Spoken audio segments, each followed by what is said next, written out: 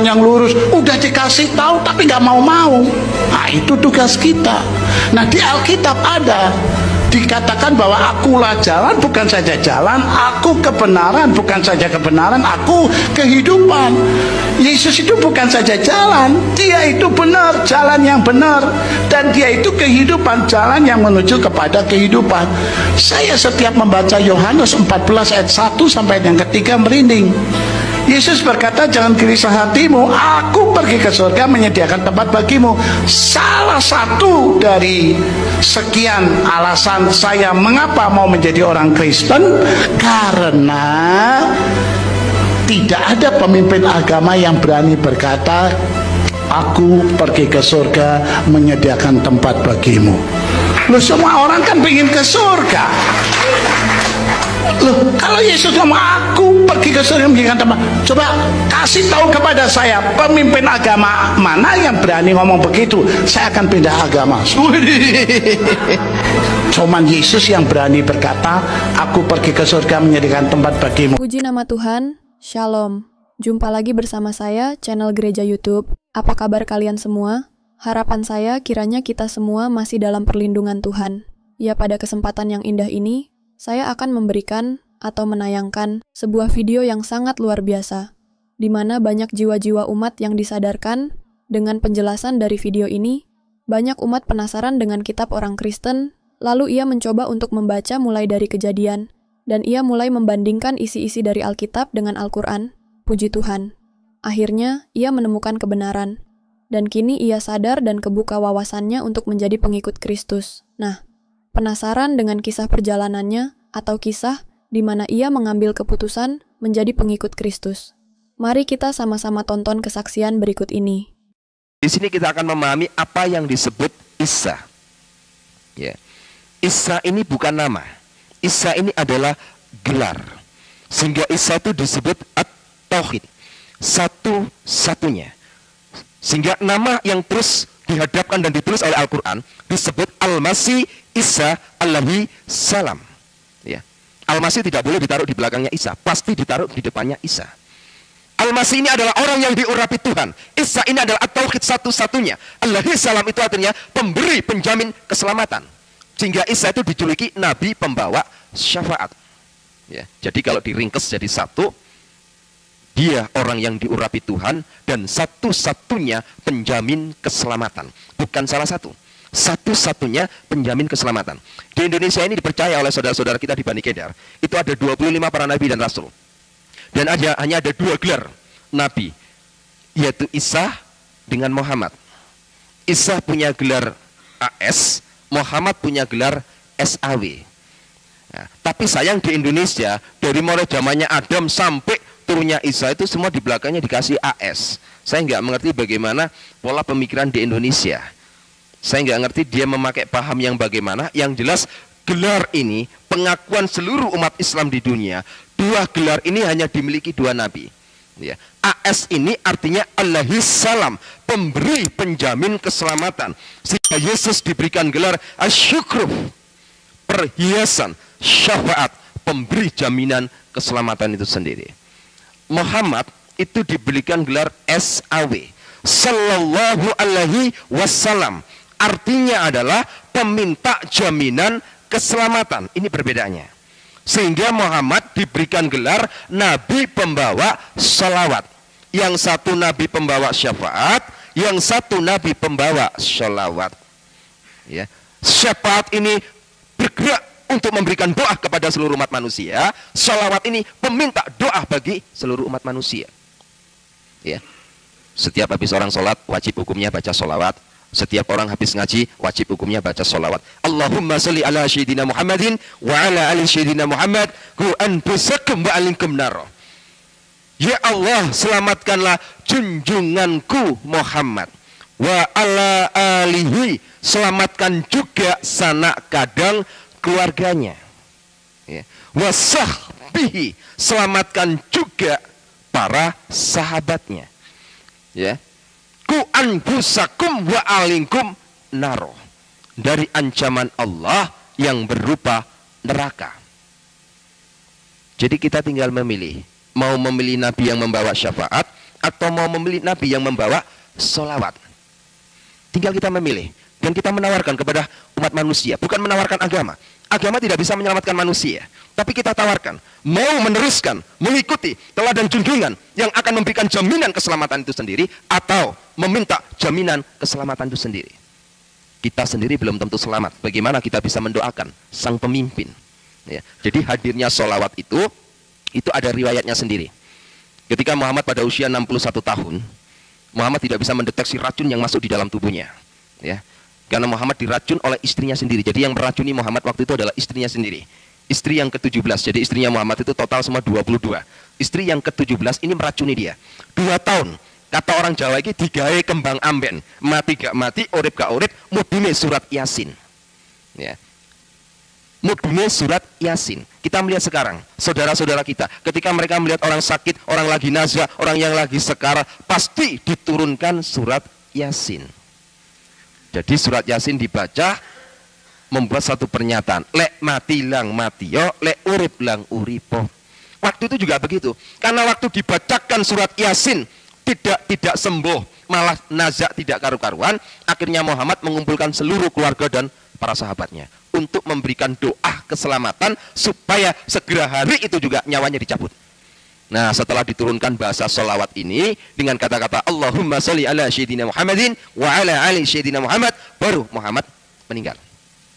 Ini satu hal yang paling terpenting yang perlu kita garis bawahi supaya kita bisa memahami kekristenan yang kita bawa, agama yang kita bawa.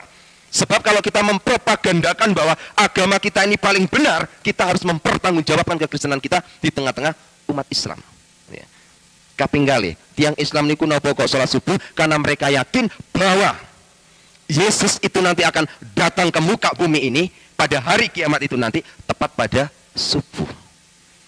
Dua masalah inilah yang membuat orang-orang Islam bangun dari tidurnya dan sujud menyembah di dalam sholat subuh. Lek tiang Islam niku saged menghargai kebangkitan Tuhan Yesus, saged keweden karena sing jenenge Isa alaihissalam niki makin dugi ten dinten kiamat pas subuh. Kenapa kita sebagai anak-anaknya jauh daripada semuanya itu?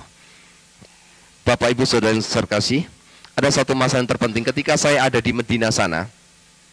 Ada satu hal yang terpenting bahwa orang-orang yang berangkat naik haji itu kalau pulang itu yang selalu dibawa adalah air zam-zam. Ya, itu sudah pasti air zam-zam itu nomor 1 dibawa. Lek jenengan ziarah ten gone tanggi sing langsung diki mulai kaji niku sing dipadosi pertama kali banyu zam-zam. Namun yang menjadi permasalahan saat ini, adakah kebenaran di balik air zam-zam ini? Ya. Mereka memburu air zam-zam. Dan Masjid Sunan Ampel niku air zam-zam 1 botol aqua itu dijual 12.500. Itu pun dioplos dengan air sumur Sunan Ampel. Begitu mahalnya mereka mengeluarkan uang puluhan juta masuk ke Medina untuk membeli air zam-zam.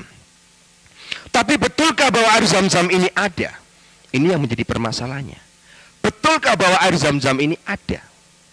Ya. Ketika kita melihat sebuah sumur di sana, sumur itu ditulis dengan tatanan basah alif, lam, mim. Alif itu Allah, lam itu air, mim itu kehidupan. Dipercaya bahwa sumur ini mengeluarkan sumber air kehidupan. Menungso niku sing dinteni niku banyu. Banyu niku wonten lambange ten nggone Gusti Yesus. Orang Buddha itu yang dinantikan juga Yesus. Tanya ke orang Buddha. Di dalam kitab Veda 268, di sana dikatakan bahwa seluruh umat Buddha menantikan Buddha terakhir. Saudara kita Bani Kedar juga menantikan Yesus. Di dalam surat Asy-Syukur 61 jelas di sana dikatakan, wa innahu la ilmu lisya'ati fala tamtaruna wattabi'uni hadza siratal mustaqim. Sesungguhnya Isa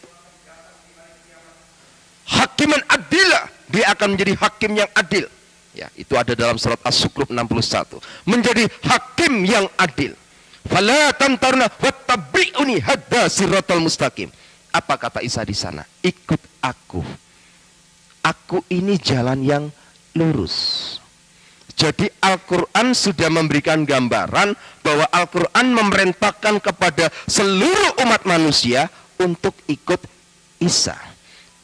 Belum pernah ada satupun ayat yang mengatakan bahwa Muhammad ngomong ikutlah aku ini jalan yang lurus. Itu belum pernah ada. Tapi hanya ada satu kata, ikut aku, kata Isa. Sebab aku ini jalan yang lurus. Ya. Seringkali saudara kita dalam sholat wajib, seringkali dia yang membacakan pasti surat Fatihah. Dalam ayat yang ke-6 seringkali dibaca dengan kata-kata ihdinas siratal mustaqim. Ya Allah, tunjukkan aku jalan yang lurus. Bagaimana cara kita bisa menginjil? Kita bawa Alkitab. Ini baca Yohanes, Tuhan Yesus ngomong akulah jalan kebenaran dan kehidupan. Tidak masuk. Dia akan tertawa, propaganda katanya. Al-Quran bertanya, Al-Quran juga harus memberikan jawaban. Karena kenapa? 75% Al-Quran, seluruh yang ada dalam Al-Quran, 75% sumbernya diambil dari Alkitab. Seluruh yang ditulis di dalam Al-Quran tentang Yesus, tidak ada satupun kesalahan. Tidak ada satupun.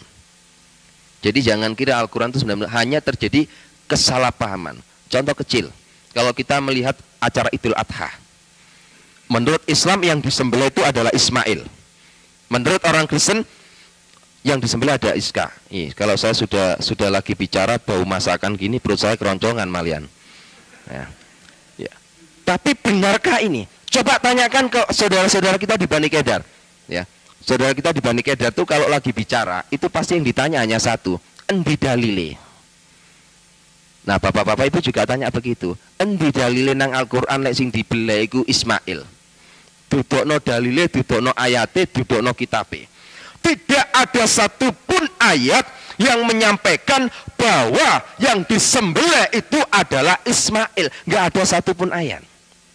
Ya, justru yang disembelih oleh Ibrahim menurut Al-Quran adalah Iska, walaupun nanti pada akhirnya diganti domba. Jadi Al-Quran tidak pernah ngomong Ismail. Di dalam kitab suci Al-Quran yang diomongkan, yang disembelih itu bukan Ismail. Ada banyak contoh kecil orang Islam tidak percaya kepada penyaliban. Bagaimana mungkin? Tidak ada satupun ayat Al-Quran yang tidak mengakui bahwa Yesus itu tidak disalib. Al-Quran mengakui mulai dari kelahiran, keselamatannya, dari penyaliban sampai dibangkitkan hidup kembali. Rabbana atina fid dunya hasanah wa fil akhirati hasanah wa qina adzabannar. Kalau kita melihat di dalam surat Maryam 33, kalau saya terjemahkan dalam bahasa Indonesia, jelas di sana dikatakan, selamatlah ketika aku dilahirkan, kata Isa. Selamatlah ketika aku mati. Selamat pula ketika aku dibangkitkan hidup kembali. Dan pada ayat 34 jelas di sana dikatakan, Isa fa innahu rakhulullah kalimatu. Isa selalu mengatakan perkataan yang benar, yang mereka selalu berbantakan kebenaran itu. Dan dia adalah rohnya Allah itu sendiri. Dan dia adalah kalimatuhu nurjana. Dia adalah firman yang hidup dan cahaya surgawi. Itu Isa. Setelah saya banyak hal, 3 tahun ketika saya di Afghanistan, ada banyak pembicaraan dari tokoh-tokoh Islam di sana.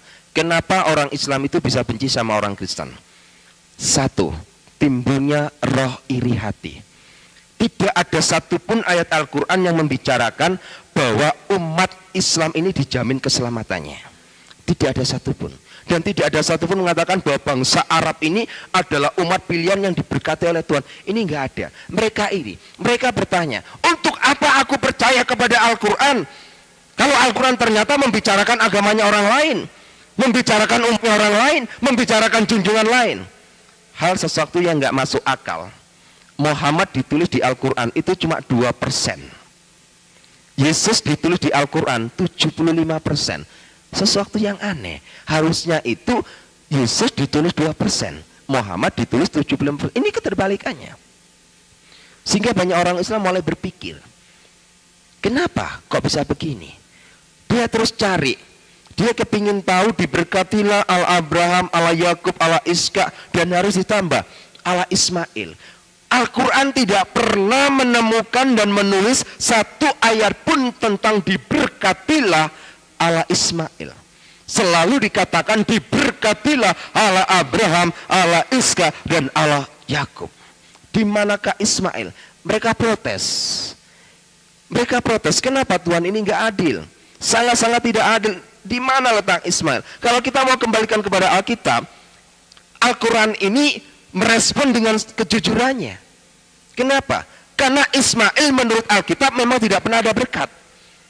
Ya, berkat yang dicurahkan Tuhan kepada Ismail dikarenakan satu hal, permintaan dari bapaknya. Kalau bapaknya tidak minta berkat kepada Tuhan untuk dicurahkan kepada Ismail, Tuhan nggak akan memberkati Ismail. Jadi Tuhan memberkati, menganugerahkan kepada Ismail karena permohonan Ibrahim. Sehingga Al-Quran tidak pernah, mereka mulai bingung. Kenapa? Dari kecemburuan inilah akhirnya mereka membuat satu hal yang sangat paten. Al-Quran tidak boleh dibahasakan. Al-Quran harus dibahasakan sesuai dengan bahasa aslinya. Apa yang terjadi di Indonesia? Terjadilah sebuah tatanan bahasa Iqra, tata cara membaca Al-Quran. Baca tok itu sudah ibadah. Baca tok itu sudah dapat pahala. Di akhir zaman, wong Kristen melok-melokan Iqra. Alkitab cuma dipocotok, ora dilakoni. Kalau menurut orang Islam baca Al-Quran ini dapat pahala dan ibadah. Menurut keyakinan orang membaca Alkitab ini bukan ibadah, ini bukanlah pahala. Sebab apa? Moco gak dilakoni ya percuma. Ya, banyak kan salah tafsir jemaat kepada pendeta. Pagi kita baca satu pasal.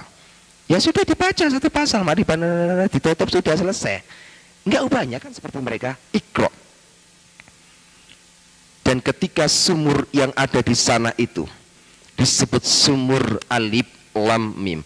Coba periksa nanti di Al-Quran. Tidak ada satupun ahli penterjemah yang berani mengatakan ini. Enggak ada. Enggak ada. Dan air sumur yang masuk ke Masjidil Haram itu tempat untuk orang-orang air berwudu. Ya, itu di pagar betis. Jadi sumur itu tidak boleh dilihat oleh satupun juga. Jadi orang-orang yang berangkat naik haji itu hanya lihat dari luar pagar betis. Sebagai mitos dia percaya bahwa sumur itu mengeluarkan sumber air kehidupan yang disebut air Zam-Zam. Yang boleh masuk ke sumur itu melihat, yang boleh masuk di dalamnya Ka'bah itu hanya ada dua turunan, Habaib dengan Syekh. Ulama besar pun tidak akan boleh masuk kalau tidak mempunyai gelar Habaib. Ya, Habaib ini merupakan silsilah turunan. Ya, orang yang disebut Habaib itu bukan sekedar orang Arab bisa disebut Habaib, tidak semua orang Arab bisa disebut Habaib. Jadi Habaib ini memang ada silsilah.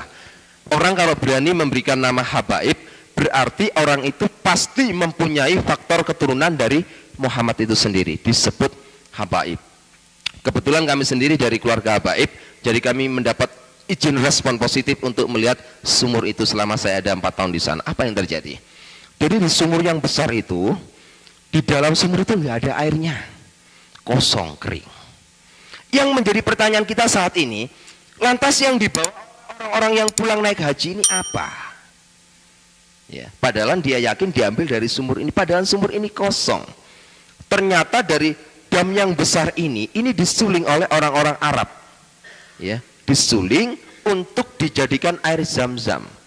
Jadi sebenarnya yang dibawa oleh orang-orang pulang dari Mekah masuk ke Indonesia ini bukan air Zam-Zam yang ada di dalam sumur ini. Tapi yang benar adalah air Zam-Zam made in PDAM Arabia. Jadi memang itu air PDAM, bukan air Zam-Zam yang ada dalam sumur ini. Sesuatu hal yang sangat mengerikan. Tapi mereka begitu percayanya, yakin. Karena kenapa? Manusia ini sangat membutuhkan sumber air kehidupan. Berapapun nilai harganya dia beli. Kita harus berbangga jadi orang Kristen.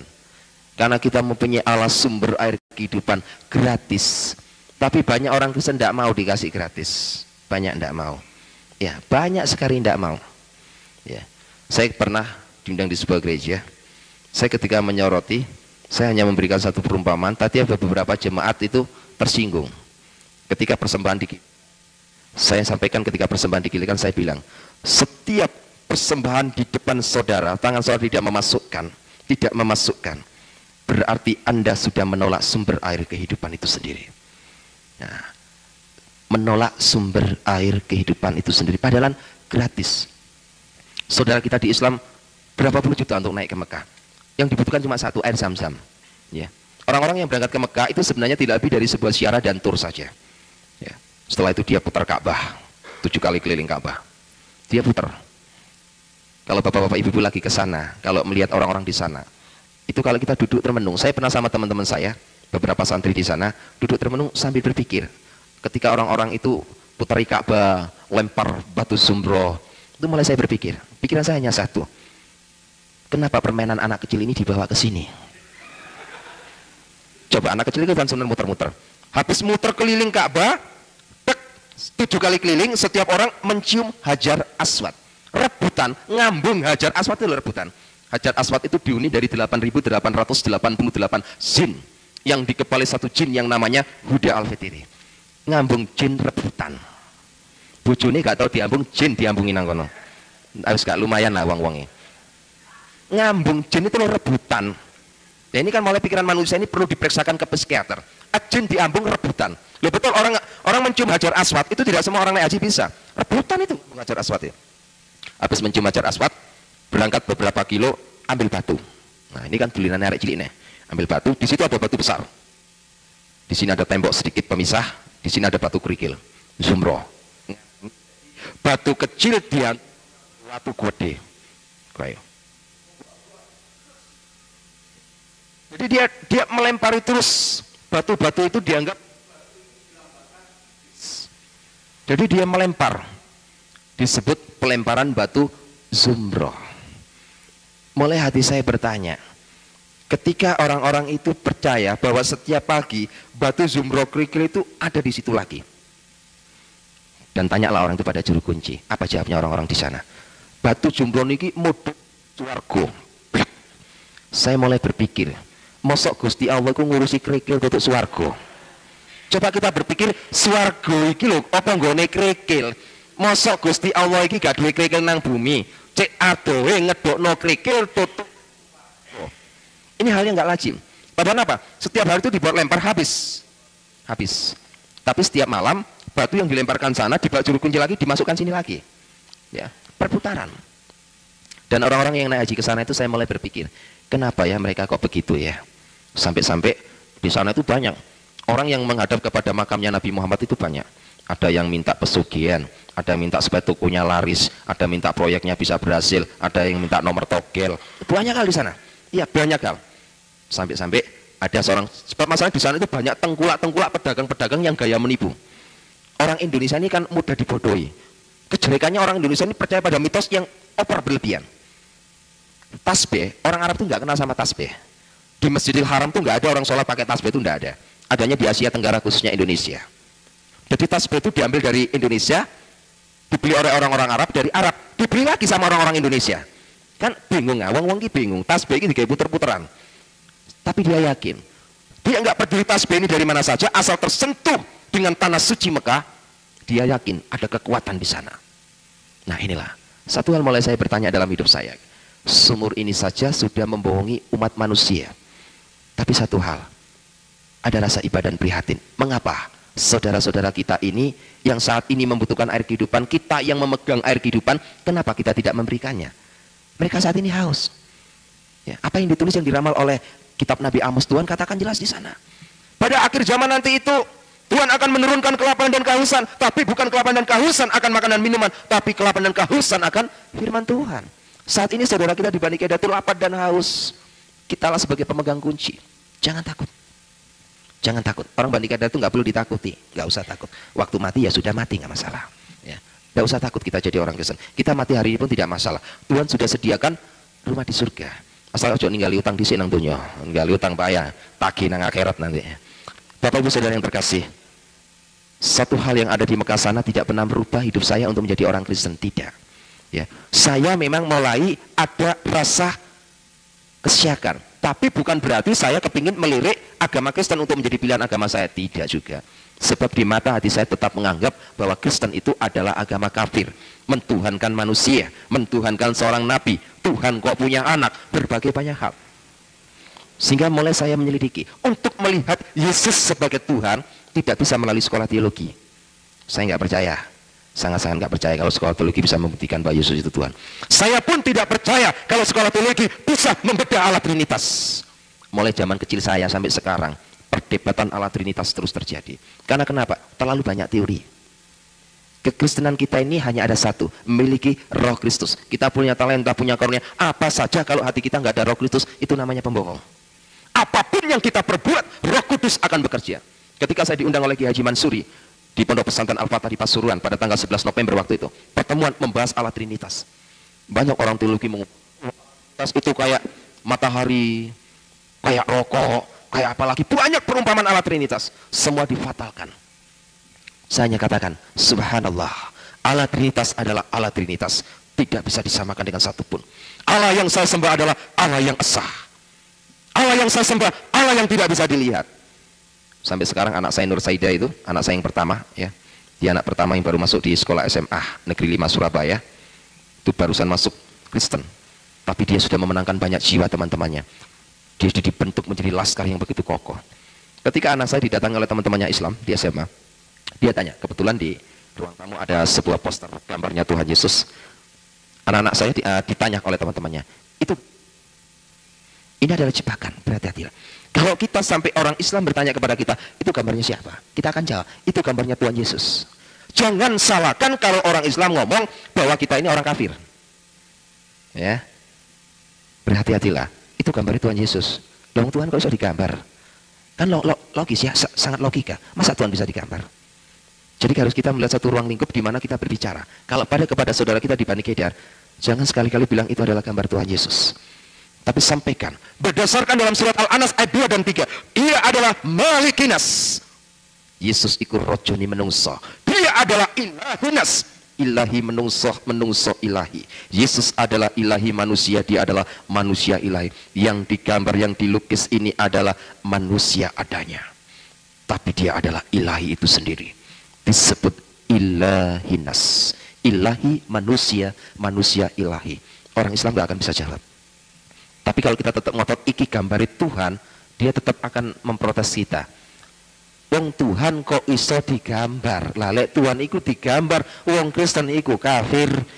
Masa bisa Tuhan digambar? Tuhan itu sesuatu sinar, cahaya yang nggak mampu ditelaah oleh mata manusia.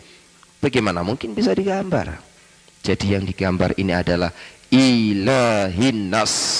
Dia adalah Isa fa innahu, dia adalah Rasulullah itu sendiri, dan dia adalah Khalimatuhu, dia adalah firman yang hidup. Ini satu hal yang menjadikan satu perbentangan hidup saya. Ketika saya habis dari Madinah di Afghanistan, saya keluar, saya dipersiapkan untuk menjadi laskar jihad. Ya, sebelum saya menjadi laskar jihad, saya benar-benar dibentuk. Waktu itu ada di Ambon, ya, saya bersama Ustadz Japar waktu itu. Karena laskar jihad ini merupakan sebuah laskar yang memang dipersiapkan betul untuk menghadapi kelompok-kelompok orang-orang Kristen. Terus lahirlah EPI itu sendiri. Pada saat itu Jawa Timur masih kosong, masih belum ada gerakan orang EPI sama sekali. Belum ada orang gerakan EPI sama sekali, sehingga Habib Rizki waktu itu memanggil saya. Saya disampaikan bahwa seluruh Dewan Pengurus yang ada di EPI meminta saya untuk memimpin menjabat EPI di Jawa Timur. Karena tugas EPI harus dicerahkan kepada orang yang punya gelar habaib. Kalau nggak ada embel-embelnya habaib, tidak boleh. Akhirnya saya pimpin. Karena pemimpin EPI harus mempunyai banyak kriteria. Salah satunya tidak pernah kenal kompromi. Tidak pernah kenal kompromi sama sekali. Bengis, licik, picik. Itu sudah saya program. Pada tanggal 10 Januari pada tahun 2004 ketika saya diangkat menjadi ketua EPI di Jawa Timur ini, saya sudah persiapkan begitu detailnya. Tugas saya hanya satu, hancurkan kelompok kristenisasi di Indonesia. Dan saya akan hadapi setiap gerakan-gerakan orang-orang Kristen di Indonesia. Siapapun juga dia, saya akan hadapi. Dan rencana jahat saya ini sudah mulai saya timbulkan program untuk membuat satu kekacauan, untuk membuat satu pengeboman, untuk membuat satu ini dan itu. Saya meminta data pada kasus tahun 96 di Surabaya, saya sudah berikan data lengkap. Dan saya sudah punya nama daftar nama-nama gereja yang sudah saya persiapkan untuk saya sikat habis. Saya sudah siapkan, rapatkan barisan, saya siap kontak di Sukun. Kebetulan markas saya ada di Malang, di Sukun. Ya, 500 meter dari Sekolah Alkitab Nusantara. Itu markas besar saya sampai sekarang tetap berdiri teguh. Mereka setiap hari Kamis kumpul, selalu pakai jubah, pakai celana 3/4. Banyak itu dalam kepimpinan saya, sekarang dipimpin oleh Ustadz Tusnul. Ya. Satu kepimpinan saya persiapkan. Tapi apa yang terjadi? 2004 adalah tahun persiapan saya untuk menghancurkan orang-orang Kristen. Saya nggak mengerti mengapa saya benci kepada orang Kristen. Saya tidak mengerti. Hanya saya ditanamkan oleh guru saya bahwa orang Kristen itu kafir. Walan terdoan kal Yahudi wala Nasoro. Tatabiya milatam. Wong Yahudi ku nggak ubah kalau babi. Wong Kristen itu nggak ubah seperti anjing. Dia adalah haram. Penanaman itu tertanam dalam hati saya. Sehingga saya katakan orang Kristen ini memang orang pembuat kerusuhan. Kebencian saya semakin mendalam. Saya persiapkan betul. Nah, kebetulan saya sendiri terlibat dalam Dewan Pengurus sebagai penasihat paguyuban paranormal. Nah, waktu itu Ki Joko Bodo sempat ngepel saya, Habib, boleh nggak saya meminta sesuatu untuk mendampingi saya untuk melacak golean Kencono bersama beberapa teman paranormal. Akhirnya saya iakan. Ya, memang saya secara pribadi mengenal dunia goib itu bukan belajar dari turunan. Jadi saya usia 4 tahun itu saya sudah bisa melihat, oh di situ itu ada ini dan itu. Sehingga ketika LaTV membuka satu peran tim pemburu hantu, kami terlibat di dalamnya untuk menjadi tim pemburu hantu di sana. Ya, mungkin yang sering kali lihat LaTV tidak akan asing karena rambut saya waktu itu masih panjang. Ya, tapi sekarang seringkali di siaran tayang, di siaran tunda ulang terus itu terjadi di LaTV. Saya nggak tahu apa motivasinya, tapi saya biarkan aja. Saya merasa juga nggak dirugikan dalam hal itu. Satu masalah yang sangat terpenting waktu itu, tepat pada tanggal 29 Maret, saya bersama rekan-rekan untuk mengambil golean Kencono itu. Ya, apa yang terjadi? Nah, rata-rata orang yang bisa mengambil itu kan ada satu kekuatan yang disebut ilmu rogo sukmo, jadi melepaskan rogoh dari sukmanya ini, keluar, masuk ke alam lain. Pada tanggal 29 Maret itulah pertemuan saya pertama kali dengan Yesus. Saya ambil, terus saya lacak, saya baca segala bentuk cara. Saya nggak menemukan apa-apa. Di belakang saya ini ada yang pegang pundak saya. Assalamualaikum Makhurus. Suara itu sangat menggema. Dan saya yakin suara itu tidak pernah saya rasakan selama saya mengenal dunia jin. Ya, ketika tangan itu menyentuh pundak saya, ada sebuah power yang masuk. Saya ini seringkali mengislamkan jin. Karena selama hidup saya punya 182 jin yang saya islamkan yang menjadi santri saya. Jadi ngajinya sama saya. Nah itu. Jadi saya itu senang mengislamkan jin. Lebih-lebih kalau pikiran saya sudah sumpek di dunia, saya masuk ke alam jin. Karena alam jin itu cantik-cantik, beda dengan Gondoruo. Ya, kalau Gondoruo itu tidak ada yang cantik, semua jelek-jelek. Ya, kalau jin itu orangnya di sana itu memang cantik-cantik. Sehingga orang-orang dari paranormal kalau sudah masuk ke alam jin, banyak kan, paranormal itu banyak menikah dengan bangsa halus itu banyak menikah dengan jin.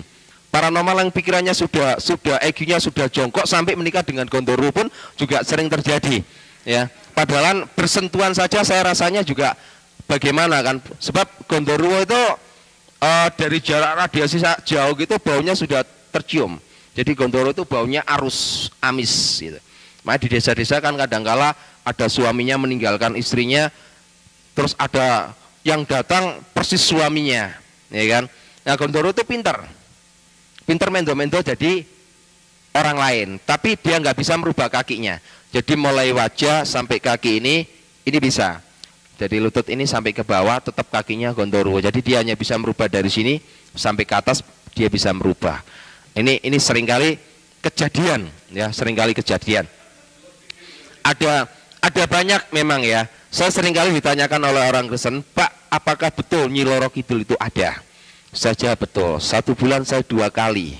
Karena saya ada ikatan perjanjian darah dengan Nyi Loro Kidul. Jadi Nyi Loro Kidul itu bukan mitos, bukan cerita dongeng rakyat, bukan. Nyi Loro Kidul itu memang betul-betul ada. Saya yang jadi saksinya. Saya melihatnya sendiri, saya melihat kerajaannya sendiri, semuanya itu ada. Karena itulah kekuatan iblis, ya. Setan itu semuanya bisa berubah-berubah dalam segala hal, ya. Segala bentuk kekuatan apapun itu ada, ya. Sampai orang-orang paranormal ada yang menjual selendangnya Gondoruo, ya. Banyak, itu asli dari sana memangnya. Sampai jual toyol. Zaman saya dahulu toyol itu dijual 5 juta. Sekarang toyol itu sampai 10 sampai 20 juta, tergantung kesaktiannya. Kalau yang betul-betul ekspor impor, toyol itu sampai 30 juta per biji. Ya. Betul ini. Toyol itu mahal, ya. Betul. Toyol itu mahal. Ya, per ekor itu bisa sampai 30 juta. Kalau kesaktiannya itu bisa menembus dari 3 dimensi, itu sampai 30 juta. Jadi toyol itu juga punya ilmu. Kalau yang paling murah itu 10 juta. Paling murah. Ya, paling murah. Biasanya kalau paling murah itu yang jadi korban istrinya. Ya, istrinya itu tubuhnya enggak pernah bisa gemuk, kurus saja. Karena kenapa? Toyol ini sering ngempeng. Kata orang Jawa itu ngempeng, ya. Ngempeng ke istrinya. Ya. Berhati-hatilah, ya. Jadi kalau ada orang kurus perempuan, berhati-hatilah, jangan sampai ngingu toyol, ya, jangan sampai. Ini bahaya, ya. Ini sesuatu yang bahaya. Bapak-bapak, ibu, saudara sekalian, satu hal yang sangat perlu kita garis bawahi. Setelah Tuhan memberikan satu hal kepada saya toleh ke belakang. Toleh ke belakang, dia menyodorkan tangannya. Inikah yang kamu cari? Sebelum saya masuk ke alam gaib, itu yang namanya golean kencono itu sudah diseket. Gambarnya seperti demikian. Tapi di tangan orang itu saya tidak melihat gambar seperti golean kencono. Persis seperti roti. Ya, saya mulai berpikir, bukan itu yang saya cari. Dia tetap ngomong, ambil ini. Dia tetap ngotot. Saya hanya melihat tangan waktu itu. Tangan dan suara. Tangannya ini penuh dengan sinar yang saya tidak bisa lukiskan. Saya tidak bisa menerima itu. Karena saya nggak bisa menerima, waktu habis. Orang Rogo Sukmo ini ada sebuah waktu. Kalau waktunya habis, dia tidak kembali ke tubuh jasadnya, ini tubuhnya akan hancur. Jadi saya kembali lagi, omong punya omong. Nah, waktu itu Ki Joko Bodo tanya pada saya, Habib, kira-kira sudah bisa deteksi? Sudah. Saya cerita kepada Ki Joko Bodo, apa yang terjadi? Paranormal itu berbeda dengan Ustadz. Ya, kalau paranormal itu juga bukan orang Islam. Kayak Ki Joko Bodo itu bukan orang Islam. Jadi sholat juga enggak, megang Al-Quran juga enggak. Karena kenapa? Rata-rata kalau asli paranormal itu tidak percaya pada surga dan neraka. Termasuk Ki Joko Bodo, Ki Gendeng Pamungkas. Itu termasuk orang-orang yang tidak percaya kepada surga dan neraka. Tapi aneh, ketika saya sampaikan kepada Ki Joko Bodo menyampaikan kepada saya, Habib, apa yang Habib lihat itu tadi, itu adalah lambang swarga. Ya, ini saya terjemahkan karena beliau kalau ngomong sama saya bahasa Jawa. Habib, sing jenengan tinggal niku mau sakjane wujude swarga. Saya mulai berpikir, orang yang tidak percaya kepada surga dan neraka, dia bisa membuat pernyataan bahwa itu adalah wujud, widatul wujud dari Nurjana itu sendiri. Terus saya bilang, tolong deteksi, ya, deteksi tangan siapa yang menyentuh saya. Bukan apa-apa, sekedar bahasa orang yang lagi putus asa. Saya mau balik lagi ke jasad saya. Akhirnya dalam hati saya waktu itu mulai baca Subhanallah.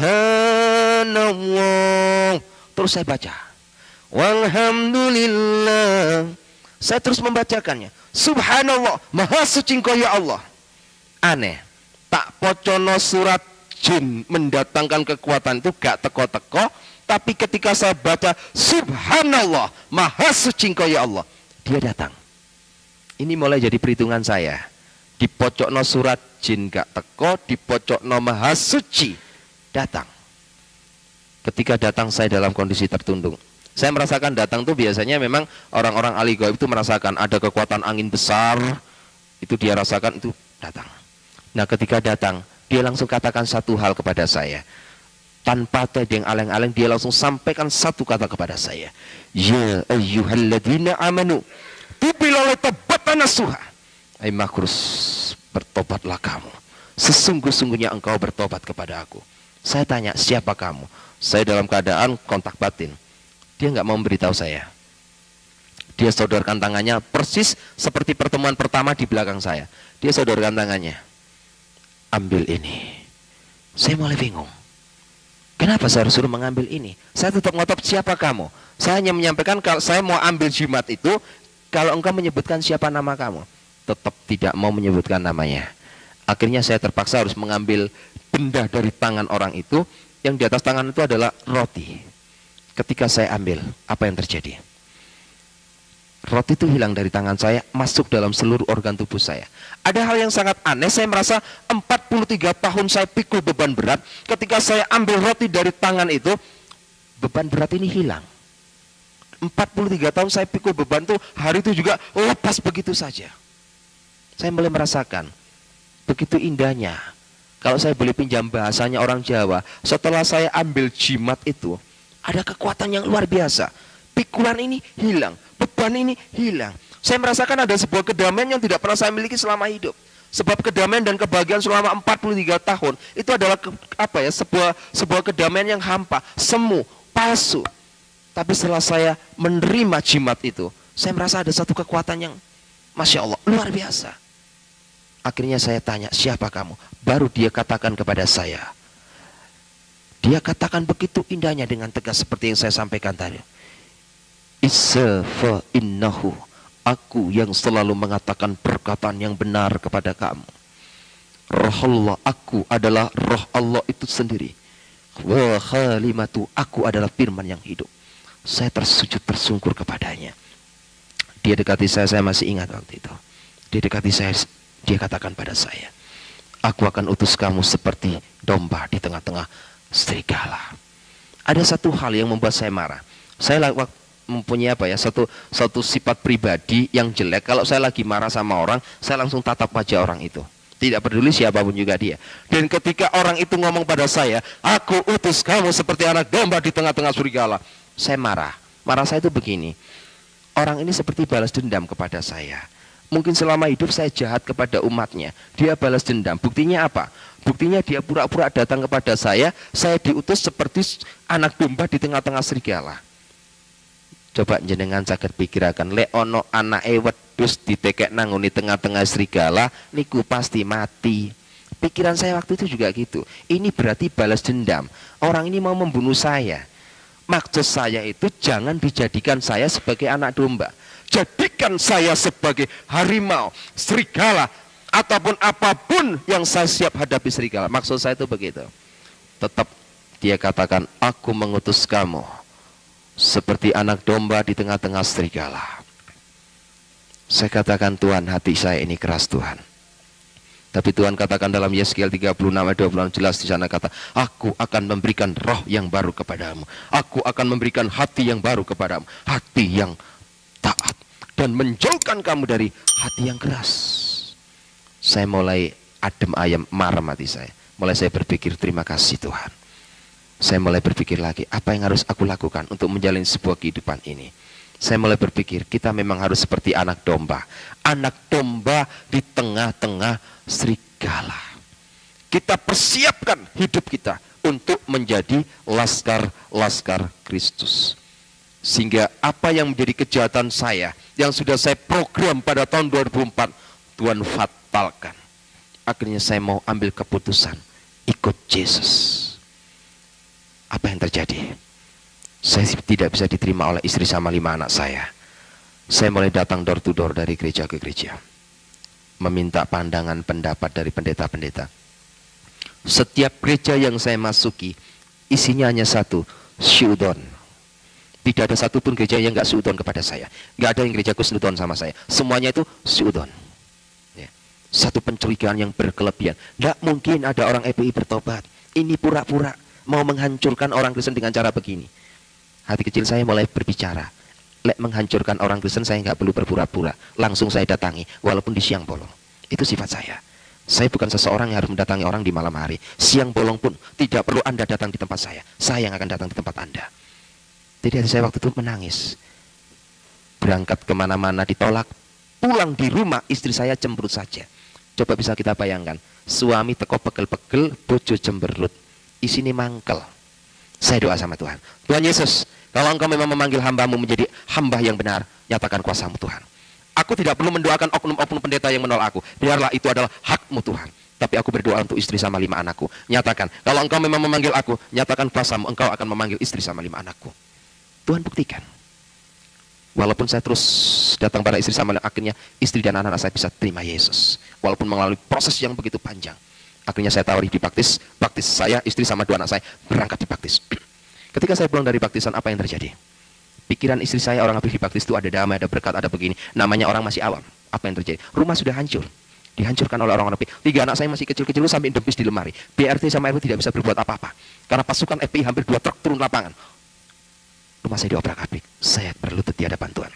Hampir 3 bulan saya mengalami peperangan. Setiap pagi saya harus kerja bakti.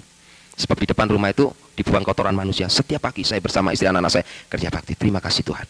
Akhirnya keluarga besar saya dari Bangkit memberikan 1 delden. Hari ini engkau keluar dari rumah itu tanpa membawa apa, atau kamu kembali kepada habitatmu. Kalau tidak, out, keluar. Tepat jam 11 malam. Tidak ada negosiasi lagi. Saya bersama istri sama 5 anak saya keluar dari rumah Tanah Merah dengan sebuah tangisan. Tuhan, inikah jawabanmu? Saya nangis. Akhirnya saya dihadang oleh beberapa hamba Tuhan. Malam itu juga saya langsung ditaruh di sebuah rumah. Banyak hamba Tuhan menawarkan saya, Bapak, berangkat dulu saja supaya lebih aman, Pak. Ada yang sembunyi dulu, Pak, lebih aman, Pak. Saya berdoa pada Tuhan, Tuhan, kemana engkau taruh aku, Tuhan? Apa kata Tuhan? Kamu jangan kemana-mana, Markus, tetap di Surabaya, sebab akulah Tuhanmu. Akulah Tuhanmu. Tidak sehelai rambut pun akan jatuh dari tubuhmu, tidak aku kehendaki. Saya buktikan itu. Setelah saya pindah dari Tanah Merah ke Sitoyoso, saya jalani hidup bersama istri sama. Walaupun terus intimidasi, teror terus terjadi, tapi apa yang saya lakukan? Saya mulai berkembang, merapatkan barisan dengan salah satu organisasi, ya, bukan organisasi gereja ini, sebuah paguyuban. Saya buka satu pemuritan Islam Muluki di sana, jaring jiwa. Mulai dari Rungkut Mapan Tengah, saya buka di Wiyung, saya buka lagi di Margomulyo. Ya, yang terakhir ini saya buka di Margomulyo, sungguh luar biasa. Karena dari 57 karyawan yang ada di situ, tidak ada satupun orang Jawa, semua orang Madura. 3 orang bertobat, yang lainnya masih mau mendengar. Ini sudah rasa cukup. Saya lebarkan sayap sampai ke Jombang. Dan tugas saya sekarang melayani dia. Walaupun sekarang saya menghadapi intimid, tekanan apapun. Lantas bagaimana peran kita melihat kenyataan yang terjadi saat ini? Jangan takut. Awal pertama perjanjian baru dibuka dengan kata-kata, jangan takut. Apapun yang dibuat oleh Amrosi Imam Samudra dibenarkan menurut hukum Alkitab. Karena apapun yang dibuat oleh Amrosi Imam Samudra, Abu Bakar Basir, dan semua orang-orangnya, ini sudah diramal. Kalau kita kembali pada Yohanes 16 ayat 2, jelas di sana dikatakan, kamu akan dikucilkan. Dan setiap orang yang membunuh kamu menganggap dirinya berbakti kepada Allahnya. Ngerampok, membunuh, ngebom, ini dianggap berbakti kepada Allahnya. Membunuh berteriak Allahu Akbar. Ngebom tetap berteriak Allahu Akbar. Ini sudah ditulis dalam Yohanes 16 ayat 2. Tapi ada satu masalah Tuhan Yesus pesankan. Ada domba dari kandang lain yang harus aku tuntun juga. Ini permasalahannya. Haruskah kita membenci? Tidak. Apapun yang mereka berbuat, tidak ada kebencian dalam hati kita. Ada domba dari kandang lain yang harus aku tuntun juga. Bahasa harus aku tuntun juga, ini sekarang diamanatkan kepada kita sebagai anak-anaknya. Untuk meneruskan kata-kata, harus aku tuntun juga. Domba dari kandang lain, berarti di luar orang-orang Kristen. Itu bisa Buddha, itu bisa Hindu, bisa Konghucu, bisa juga orang-orang Islam sendiri. Ini adalah tugas kita, mengemban tugas amanat agung Tuhan Yesus Kristus. Yang jelas bagaimana saat ini kita bisa mengantisipasi situasi orang-orang FPI. Peran apa yang harus dia lakukan? Peran FPI hanya satu, mendirikan dan menegakkan syariat Islam di Indonesia ini. Sebab dianggapnya orang-orang NU sudah tidak punya kemampuan. Ya. Di Indonesia ini mayoritas orang NU. Cuma orang NU ini tidak sempurna di dalam Islam. Ya, itu memang benar. Kenapa tidak sempurna? Karena orang NU ini menggabungkan antara Islam dan Jawa. Ya, Islam dan Jawa. Tidak murni Al-Quran semuanya. Tapi kelompok Habib Rizki, Abu Bakar Basir, semua orang-orang ini memang memakai satu faham Al-Quran murni. Jadi menegakkan negara syariat Islam dengan hadirnya Laskar Jihad, ya, dengan hadirnya MI yang dipimpin oleh Abu Bakar Basir, dengan hadirnya FPI yang dipimpin oleh Habib Rizki. Itu belum organisasi-organisasi lain yang terhitung, ya, yang terhitung pada tanggal 23 Desember tahun 2006 kemarin ada sekitar 8 organisasi Islam di Indonesia merapatkan barisan, menyatukan misi dan visi mereka. Dan di antara organisasi ini tidak ada NU dan Muhammadiyah. Organisasi ini sudah merapatkan barisan. Sekarang tinggal kita. Kita sudah paham bagaimana peran mereka. Kita pun juga harus merapatkan barisan. Rapatkan barisan. Gempur dengan doa dan puasa. Siapkan laskar-laskar Kristus. Asal jangan takut. Ya, 2 hari ini saya kucing-kucingan. Keluar rumah kayak ada perasaan takut gini, kucing-kucingan. Sampai istri saya, anak-anak saya menghadapi satu tekanan. Setiap saya keluar dari rumahnya, saya katakan, ikhlaskan saya, kalau memang nyawa saya harus jadi taruhannya. Tidak peduli. Mati pun hari ini, asal jangan mati menjadi penjahat. Mati karena pikul salib. Martir untuk Tuhan, itu tidak menjadi masalah. Ada saat dan waktunya itu semua terjadi. Bapak Ibu Saudara sekalian, dari sinilah bagaimana kita bisa mengantisipasi situasi dan kondisi negara kita yang sudah terpuruk ini. Saat ini adalah tugas-tugas kita. Saya sangat prihatin akan gerakan gereja-gereja di Indonesia ini, yang secara jujur saya katakan perkembangannya sangat minus. Ya. Sehingga ketika 2 SK Menteri diturunkan itu alhamdulillah, karena hadirnya 2 SK Menteri ini dapat membuat introspeksi oknum-oknum pendeta yang harus mereka tingkatkan dalam pola berpikir. Jangan bangun gereja kalau nggak punya jemaat. Bangun gereja kalau jemaat, tiba terjadi fitnah. Fitnahnya apa? Antar pendeta menjelekan. Di Surabaya itu banyak gereja-gereja dibangun. Setiap pendeta berbicara, ayo kita berdoa bersama-sama, imani supaya malaikat Tuhan kursi-kursi yang kosong ini kita imani, supaya minggu depan kursi yang kosong bisa diisi. Bagaimana bisa diisi kalau dia nggak mau menginjil? Nggak bisa diisi. Jemaatnya orang lain masuk, putar aja kayak sirkulasi. Loh, katanya gereja Tuhan sudah mulai bangkit, ya. Banyak pendeta dari luar negeri menubuatkan, oh gerakan Kristus sudah mulai hadir di Indonesia. Bisa hadir kalau kita siap menerima, mengemban amanat agung Tuhan Yesus. Loh, gereja itu kayak perputaran. Maaf kata, memang tidak ada. Maka tadi saya katakan gereja itu kayak diskotik sekarang. Saya rindu gereja itu dijadikan laboratorium, menggodok manusia-manusia yang hidup dalam dosa. Tapi enggak, gereja-gereja sekarang di Surabaya sudah jadi diskotik semuanya. Hampir, ya. Kenapa saya katakan jadi diskotik? Coba lihat, saudara kita Bani Kedar, lihat. Katakanlah ada seorang wanita muslimat, lihat. Delon iki lho wedok Kristen, iku apa nang gereja apa nang diskotik? Ya. Pakai rok sekian. Kadanglah udelnya sampai ketok kayak wong penyanyi India. Ini satu pengalaman bagi saya. Ketika saya baru bertobat, saya duduk di sebelah seorang wanita, di sini ada beberapa hamba Tuhan. Nah, kebetulan waktu hening firman Tuhan dibacakan. Nah, kebetulan yang duduk ini banyak perempuannya. Tanpa saya sadari saya toleh ke sebelah saya. Saya punya mata ya, saya pasti noleh ke sebelah. Masya Allah. Jadi ketika dia duduk, ini roknya sampai sekian. Jadi dalam keadaan hening, saya keluar kata-kata, hening, gereja hening, satu suara dengar, Subhanallah, saya bilang. Jadi ketika noleh saya katakan, Subhanallah. Semua orang gereja dengar, mengarahkan kepada saya. Yang namanya Pak Nason di sebelah saya tanya, Pak, ada apa Pak? Anda ada apa Pak? Gitu. Tidak ada apa-apa, tapi mata saya masih ngelirik lagi.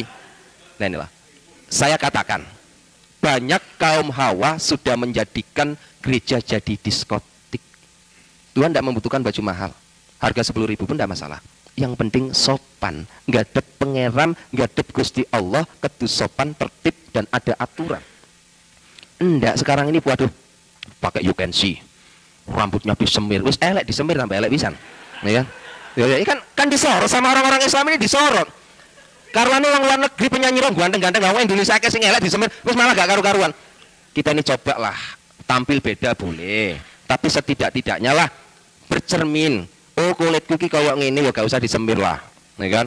Kadang-kala ada yang anting-antingan tindian, gelangan. Loh ini gereja, ini bukan diskotik. Saya pernah khotbah gitu, habis gitu seorang gembala ini menyampaikan kepada diaken-diakennya supaya tidak mengundang saya lagi. Karena kenapa? Iki lewat makhluk iki diundang nangin bawa balik jemaatku entek buyar, mangan apa aku? Enggak apa-apa. Saya katakan hamba Tuhan harus belajar seperti Gideon. Enggak usah akeh jemaat. Ya, coba Gideon, 300 saya cukup siap bertempur. Banyak-banyak juga enggak ada hasilnya. Halal perpuluhan tapi enggak barokah dari orang Islam.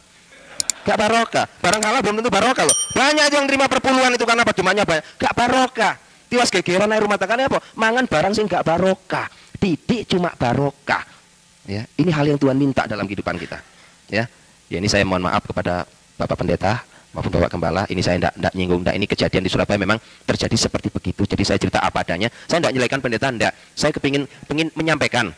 Ya, kalau kita jadi pendeta, ya, jadilah pendeta Daud. Saya itu pengen begitu. Kalau pendeta Daud itu enak. Sadar, kita ini manusia nggak lepas dari kesalahan, kekurangan, tapi konsekuen, salah, cepat ambil keputusan, cepat bertobat. Nah begitu. Tapi enggak, akhir zaman ini banyak pendeta kayak Saul, salah ngeyel, ya kan? Ini lambangnya, karena kenapa? Kaken pendeta pendeta gak ditakbisno, gak diurapi Tuhan atas kemauan manusia. Makanya saya bilang, kalau mau ngangkat pendeta, tolong dipikir dulu. Ya, jangan seringkali mengangkat. Kan sekarang ini banyak orang suka angkat-angkat pendeta. Diangkat pendeta. Jangan, ngangkat pendeta itu harus melalui satu kriteria yang betul-betul disaring murni. Akhirnya kenapa? Ditakbiskan berdasarkan kemauan manusia. Hasilnya jadi pendeta Saul. Sekarang banyak. Pokoknya 1 pendeta Daud, 10 pendeta Saul di gereja itu. Ini terjadi. Akhirnya apa? Jemaatnya mulai imannya rapuh. Karena apa? Ucapan pendeta ini hanya untuk akal-akalan dan pendeta. Ya. Ucapan kita ini berarti sabdo pandito ratu. Apapun yang keluar dari kehidupan kita akan menjadi kenyataan. Karena kenapa? Yang kita tunggu itu nanti berdasarkan ilmunya orang Jawa. Engko deloken mudhun nang zaman akhir iku Ratu Adil sing jenenge Heru Cokro. Heru Cokro ini maksudnya sing nggawa banyu kauripan. Siapakah dia? Dia adalah Yesus itu sendiri. Kita harus ambil satu keputusan. Apapun yang terjadi, kita ambil satu keputusan. Merubah semua paradigma pola pikiran kita untuk menjadi orang Kristen yang benar. Ya, orang Islam melihat Yesus ini jalan yang lurus, berarti pengikutnya harus jalannya yang lurus. Lek ono wong Kristen melakukan bengkok-bengkok, berarti itu bukan pengikut Kristus. Iki lho KTP-ku agama Kristen. Berarti aku pengikuti Kristus. Oh, Kristus iku dalane lurus, berarti melakuku lurus. Lek ono wong melakukan bengkok-bengkok, tolong KTP-nya nanti siang diterawang lagi begini. Kalau perlu tanyakan ke Pak Camat, betulkah agama saya Kristen, Pak? Oh iya benar. Kalau gitu saya ini pengikut Kristus. Apapun yang aku lakukan, hatiku, pikiranku, perasaanku harus juga terdapat di dalam Kristus Yesus. Ya. Satu pesan saya, jangan takut mati. Ya, karena semua yang hadir di sini tadi sudah acung tangan, wis dicatat karo malaikat nang kono. Wis kuwabe acung tangan berarti siap mati. Jangan sesalkan. Ya, coba lihat yang ada di Adam R. Nggak ono sing acung tangan mati disiki. Mayat pun tidak ditemukan. Banyak pendeta, banyak anak-anak Tuhan itu durung ngacung tangan, wis mati dhisik. Wallahu alam. Kenapa Tuhan membuat begitu? Hanya Tuhan yang. Itulah tadi videonya saudara, keselamatan yang benar. Karena itu harus lebih teliti. Kita memperhatikan apa yang telah kita dengar, supaya kita jangan hanyut di bawah arus. Sebab kalau firman yang dikatakan dengan perantaraan malaikat, malaikat tetap berlaku dan setiap pelanggaran dan ketidaktaatan mendapat balasannya yang setimpal. Di manakah kita akan luput jikalau kita menyia-nyiakan keselamatan yang sebesar itu yang mula-mula diberitakan oleh Tuhan dan oleh mereka yang telah mendengarkannya kepada kita, yang tanda-anda dan karunia Roh Kudus yang dibagikannya menurut kehendaknya. Puji nama Tuhan, demikianlah kesaksian yang sudah kita dengarkan bersama, dan juga firman Tuhan yang kita dengarkan bersama. Kiranya kesaksian dan juga firman yang kita dengarkan bersama ini dapat memberkati saudara dan saya dimanapun kita berada dan memberkati akan setiap pergumulan hidup kita, baik pergumulan dalam rumah tangga, pergumulan dalam keluarga, pergumulan pekerjaan dan juga pendidikan, serta juga anak-anak. Kiranya Tuhan Yesus terus memberkati dan terima kasih buat semuanya yang sudah setia dukung dan juga support channel ini. Tuhan Yesus terus memberkati kalian semua. Jangan lupa dukung dan juga support channel ini dengan cara like, komen, dan juga subscribe serta dibagikan ke grup-grup rohani. Biar nama Tuhan semakin harum di mana-mana dan jiwa-jiwa diselamatkan oleh Tuhan Yesus ya. Sekian dan terima kasih. Tuhan Yesus memberkati kita semua. Shalom. Shalom saudara Gereja YouTube. Saudara yang mau mendukung pelayanan misi kami untuk penginjilan generasi muda. Forum Komunikasi Pelayanan Penginjil Indonesia.